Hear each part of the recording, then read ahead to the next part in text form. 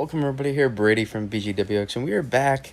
Been a little bit, but we are back, and we're gonna break down what is currently Tropical Storm Melissa, and basically the pattern that I'm noticing after how it relates to Melissa. We're not gonna dive into winter. We don't have the time to do that as much as I would love to, but because there is a significant focus right now on what is soon to be eventually Hurricane Melissa. Maybe not for a couple days, but what will be Hurricane Melissa, and eventually likely Major Hurricane Melissa. Not just Major Hurricane, but beastly Major Hurricane Melissa. So this is an active period here for the tropics. Really, just one system we're watching, but it's the specifics of the system itself that make this an active period for the tropics. Considering that we do have land masses at stake here to receive significant impacts, and then we're also going to take a look into some of the posts you see talking about the U.S. and so on, potential impacts, and why there's no need for any concern or panic at this moment for any U.S. impacts. We're going to break into that, so sorry to spoil it, but without further ado, let's break this down. So here is Melissa currently here, sitting in the southern southeast, not southern, just I guess the eastern Caribbean at this point. And you can see it's firing up convection pretty well, pretty solidly, but it is lacking a good, I would say, foundation in terms of being vertically aligned at this point. And we're not going to go too deep dive into it because I don't think it's necessary. We have a lot to cover and break down. There's a lot of important stuff we need to get into. And I would say that basically all you need to know is its structure. We talk about, remember, and this will play a part, so it's semi-important, so we'll break it down a little bit. Imagine I'm drawing a 3D column here of a hurricane. We do this all the time. And imagine that this is the low-level center, right? And the tropics start from the warm water in the ocean, just like in the Caribbean. We see that this warm water here is what gets things going. And then the weak enough wind shear, we can start to see that vortex become better aligned. You see a mid-level center then. But if that mid-level center is displaced, what happens is instead of a clean vortex, you get more of a tilted vortex instead. And so it's harder for it to be able to funnel out. You can see it kind of gets disheveled a little bit more. And we see the low-level center keep going, but at the mid-level center kind of gets left behind a little bit is what we can see happen, and when there's enough wind shear, let's say.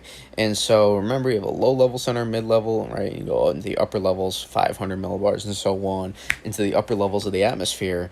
The more, the stronger the system is, oftentimes you'll see the better alignment of the vortexes throughout, right? In the vortex, the center of the storm. That's all that means. And so when we're watching this, it's still decoupled, and I think it will continue to be, because take a look here at guidance. I was noticing it this morning. Is take a look to the north here. We still have this big trough. Actually, we can just go back here. Take a look here.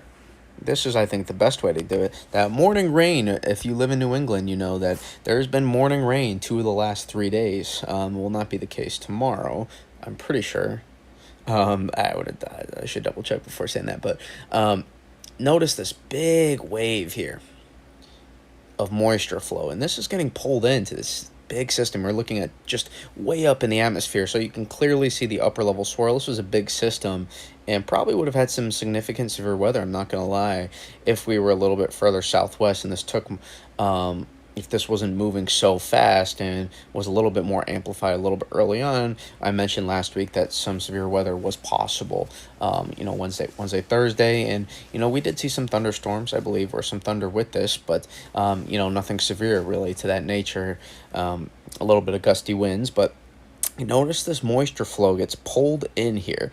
But in the case here, this is what also is kind of working against the system here, and you can see that if we go to a little bit more clearly, take a look here. You see this to the north here. So this is Melissa currently just south of Hispaniola and Cuba. And we see that this is the wind shear that's working against here. You can see that upper level energy. I guess we were looking at the lower levels, but this wind shear from the north and northeast currently working against Melissa currently. So what we're gonna see here, and this is what's gonna allow over the next couple days for the low level center. You can see that front there, the edge of the system, and you can kind of see this as the edge of the system as it continues to move its way out, and you see the front here kind of work against it. It's still, dare I say, almost attached a little bit, not quite really, but you can see it's just working to pull the system apart,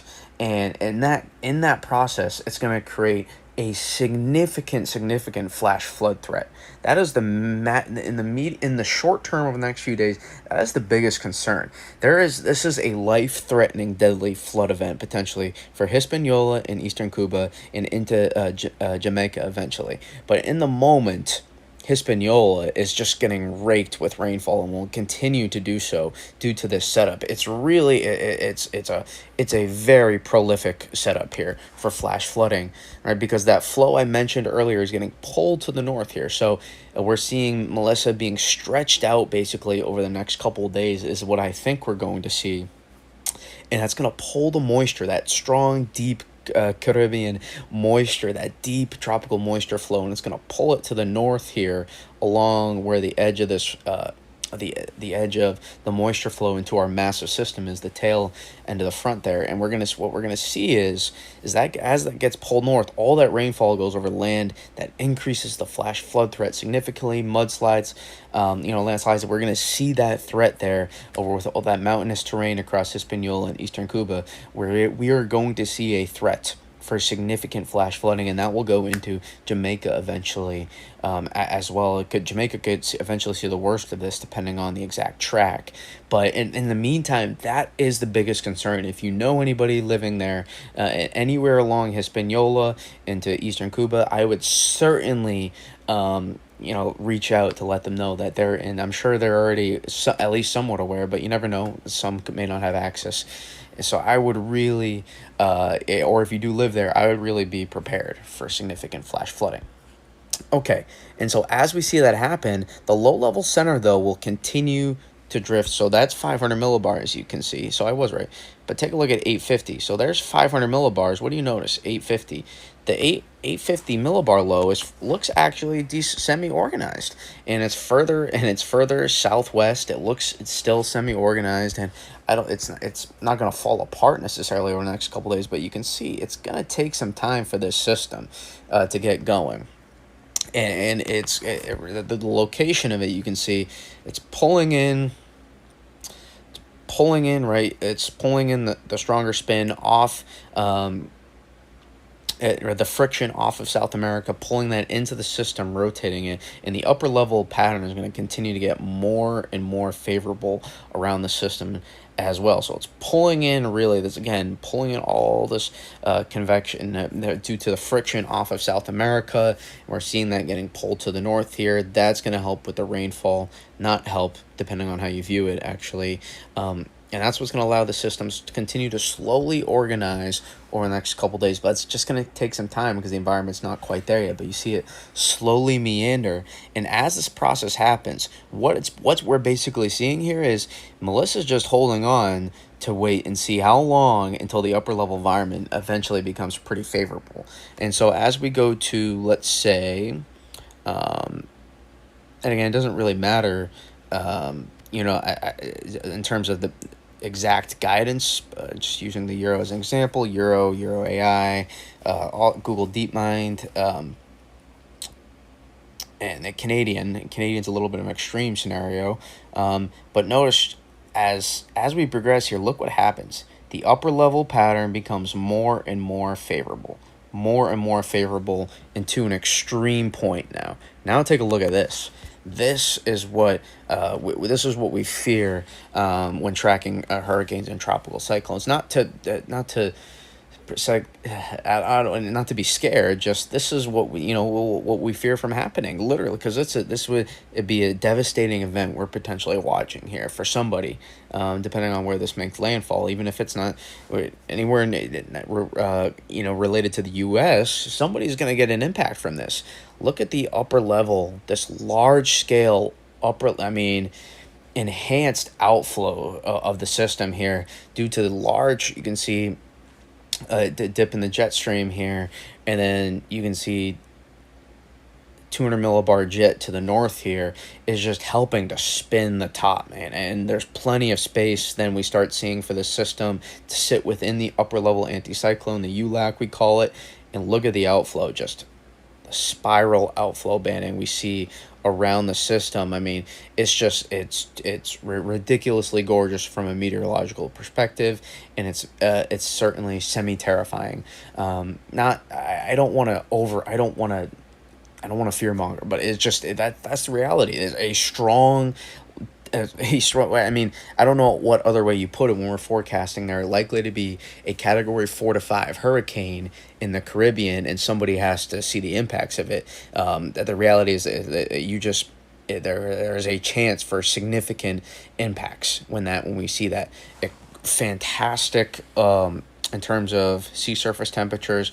80 to 85 to 90 degrees sea surface temperatures, I believe, in the Caribbean right now. So very, very supportive, and then very solid deep ocean heat content as well. So that warm bath water with the combination of a great upper level outflow pattern, basically eventually, and the further southwest this dips to, the even better placed it's going to get. So the longer we see Melissa take to develop, the less it will feel. Remember, we talked about that stacking. So a stronger storm earlier on, in this case, is actually going to feel the upper level flow a little bit sooner and want to get pulled east-northeast more.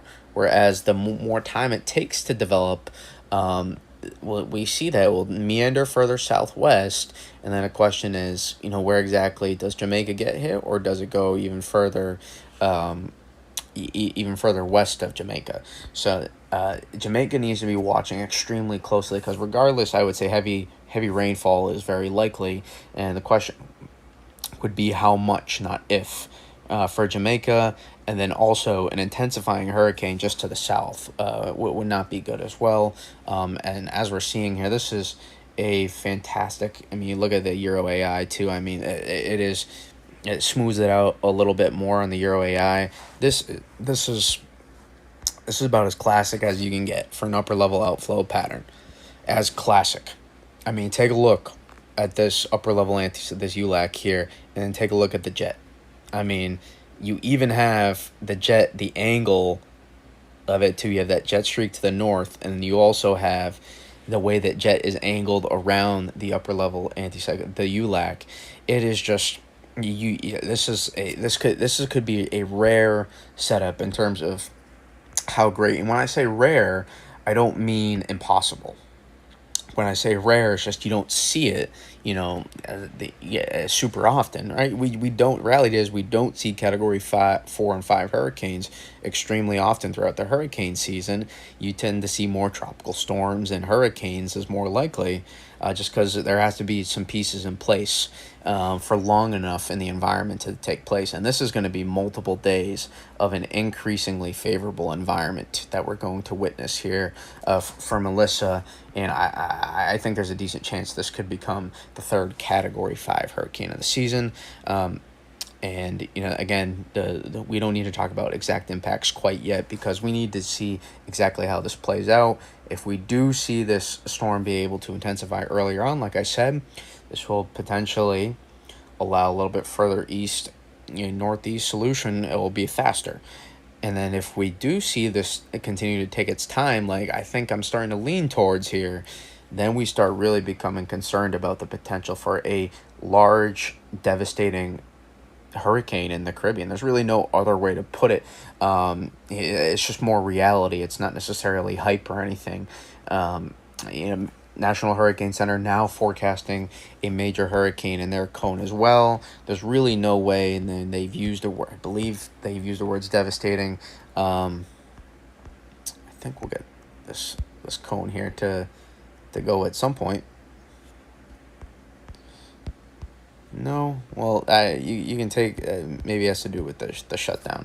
You can take my word for it that they are forecasting a major hurricane. You can go to the website and check out yourself. And so again, you can see this is what currently Melissa is in the Caribbean. It's still messy, but it's producing tropical convection and rainfall that's will continue to get displaced to the north and northeast as well over the next few days. And so there is a significant flash flood threat. And you can see here on the PWAT map, you can kind of see what I'm talking about a little bit more clearly. So you see the tail end of our storm that kind of moved through New England this morning with rainfall. It produced about a half inch to an inch of rainfall in a lot of places. And you can see the moisture flow from Melissa get pulled up to the north, and so it's going to have some work to do. I truly believe it's going to take at least a couple days before we see any real intensification. Significant fast intensification with Melissa. Some gradual intensification just due to the friction off of South America, helping to spin this storm a little bit tighter at the lower levels over time is certainly possible, and given the warm Caribbean bathwaters, certainly possible. But that is what we're talking about in terms of in the Caribbean, in terms of what to expect here. Now, as we expand out, seeing a lot of discourse today, and I try to be as clear as possible. I think this bears watching, at least for the U.S. Not any concern, it just bears watching, especially for the Bahamas. You need to be watching very closely, because we could be looking at a major hurricane, potentially hitting Jamaica, Cuba, and then coming through, and then you at least have a strong, formidable hurricane on the other side moving through somewhere in the Bahamas. So that needs to be watched closely as well. But as I zoom out here, notice what we have going on in the pattern. We have we've talked about the Japan teleconnection here, and you can see this system that's going to be coming ashore here next week. A strong upper level low gets dropped into the U.S. here. You can see what happens. A little bit of a phase too. So here's what I'm watching now in the long range. It's less about the specifics right now. It's just, what does the setup look like eventually? How does this play out?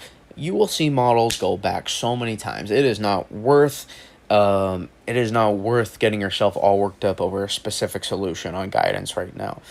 It is not worth it. This is a large, volatile system that this will be coming in around Halloween time, and there will be another one right after it too. So if this takes its time, then it may have to wait for the next ship, for the next ferry to come pick it up potentially as well. So I really would be very I would use caution when trying to figure out the long-term pattern. But there is theoretically a scenario where this system does get pinwheeled in. You see the Euro AI kind of does it, but it more gets pushed and then brought in. So, and that, again, that's certainly something to watch. Don't look at the specifics of exactly where it sends it. Just keep an eye, though, and we're going to have to watch the upper level pattern here, as we'll see how much, we'll see how much Atlantic ridging we see here in the North Atlantic. That tends to always get underestimated. But when we see this large dip in the jet stream and the anticipation for a slowdown, question is, how far does this system be able to sit in? So how strong is the ridging out here to the east, potentially trying to push this system further east? And that would, remember, in order for a system to get caught in the flow, you have to get this a little bit more out in front, and this has to drop a little bit, or this has to get further southwest, like you saw on a Canadian, for example. I'll just show you, and you can see the Canadian a little bit further southwest originally from the rest of guidance, versus, say, let's see, 192. Compare that to a euro. As you can see the euro develops things a little bit more. In the Canadian, you can see it has a much different upper level evolution. So we have to see, now I wouldn't rely on the Canadian in terms of an upper level evolution for the system, but we have to keep an eye on how things do pan out, because if we zoom out to the northern hemisphere, you'll notice we have an active, we'll go to active pattern here, where we have large storms brewing up by Japan and eventually working their way. There's a connection between between East Northeast Asia and the eastern half of the United States as well, where it tends to be like 10 to 15 days later is when we tend to see, whatever tends to happen there. You see a large system brew up around Japan. It tends to be the case for the East Coast and and a lot of oftentimes the Northeast as well. Eastern half of the country, so to say. So that is something that I would be continue to watch, and we're gonna have an active period here. So severe weather chances will be increasing over the next few weeks. I'm sure chasers will enjoy hearing that. If I had to guess, unless it's pushed further east, then that would limit chances. But it seems like you're going to see systems drop in over the central part of the United States, given that we're still waiting for that Pacific jet to retract, so to say, meaning there's, if we go to 200 millibars, you can see we still have that Pacific jet in place. We will see this break up to an extent, but it will still hold semi-firm. You can see that strong Pacific jet, so that warm air, floods, and obviously we're not talking about wintertime snow quite yet. But if we were, that would be unfortunate. For snow lovers, at least. And so this kind of sets the stage for systems to drop in over the central part of the country. And we'll see eventually how this does play out, though. So I do have a lot of questions. I know that was a little, maybe a little confusing, but the point is, in terms of how this pattern relates to Melissa, and we'll slide back into North America, I think. There we go. Is where does Melissa get pulled in? Eventually. Because eventually there's going to be some trough to come pick this up. And then also, how does the trough, how deep does it get? Where exactly does our system drop in? All those factors play a role. But how southwest does Melissa be able to get? How far? How far can it kind of dig itself in? And then we start, if that were the case, we have to start, worrying about, somewhere like, Nicaragua having to keep an eye on the system as well. If that were the case, and we were to see more of a Canadian, but it's something we do have to keep an eye on, given how, we're seeing that guidance play a little bit of catch up to the system. I was kind of waiting to see how things would evolve a little bit. I want to really see the system form first before people were, highlighting these, there was only 3 solutions, or there was only 2 solutions that were likely to happen. And now all of a sudden we're 3 days later, now there's like 3 solutions still. And when you see that, it's like, you just got to give it time. You got to let it happen. And so I would certainly be watching very closely here, see how southwest does this able to dip, the sooner this is able to kick out, the harder, unless it times it perfectly, unless it times the trough perfectly and the trough digs deep enough. I would say sooner this thing is able to get out to the east-northeast, the better chance this at least gets pushed. But that still doesn't mean then the moisture flow of Melissa can't, or, whatever's left, Melissa still can't, help increase upper level divergence, and we'll see a strong storm at this time. So there's going to be multiple strong storms, over the course of the last week of October, next week, and into the first week of November, and probably it'll just be an active pattern, I think, throughout at least the first half of November. I've yet to see anything to suggest otherwise. We're continuing to see on guidance over the next 7 to 10 days. Continuous storms. Ramp up around Japan, and like I said, we tend to see that. Rear its way into New England, or sorry, not New England, I just live in New England, into the eastern half of the United States. And that's why I also say, once that, jet starts, fully retracting, if one of these is able to pull enough cold air in, have to keep an eye on a November potential snow event. More so for the Northeast, it's really harder for the Mid-Atlantic to get that to happen in November. But for the Northeast, especially interior Northeast, have to keep an eye on some snow events. Certainly a possibility. In the first half, into the first few weeks of November, and so on, potentially. But that's all I have for now. I hope this, helps provide some clarity on what I'm looking at, some of the important details, why it's not really worth panicking. I mentioned, oh, maybe it's not the worst thing for South Florida, to maybe keep an eye on this at least. It doesn't hurt to know what the forecast is, and all of a sudden, some people get upset. That's really out of my control, though. I know who I am, how I forecast, and I try not to worry about some of those things.